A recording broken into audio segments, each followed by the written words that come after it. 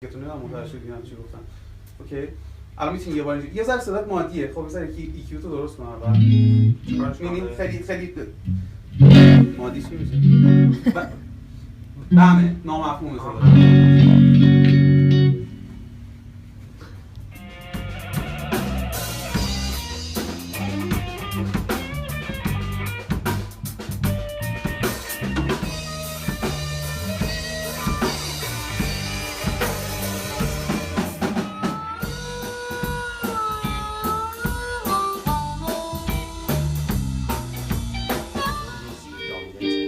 ببینید مینوری که تو اینجا میزنی تو این تونالیته اصلا مینور نیست. این تو این تونالیته 7 نوع دیز شنیده قراره بشه و خیلی تنشن مناسبی نیست اون نوع دیزی که داری میزنی. همون اولیه رو بزنی درسته.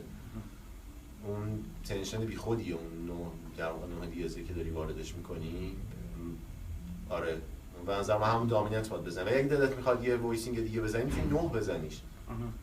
مثلا 9 خیلی جواب میده تو این فیل خیلی جواب میده 9. یعنی راستش از 7 هم بیشتر جواب میده 9 بزنی اصلا. تو اون پوزیشنی که داشتی میزدی هم میتونی 9 بزنی اگه بخوای. تو همون پوزیشنی که داشتی صوت هفته تو میزدی اینجا میتونی بزنی اگه بخوای. اگه بخوای یه تغییری بکنی میتونی اینجا صوت 9 بزنی. تو همون پوزیشن هم با یه ذره انگشت گذاری متفاوت میتونی 9 بزنی. انگشت گذاریش این شکلی میشه. و آره حالا خواستی توی فرصتی اونم بهت میگم.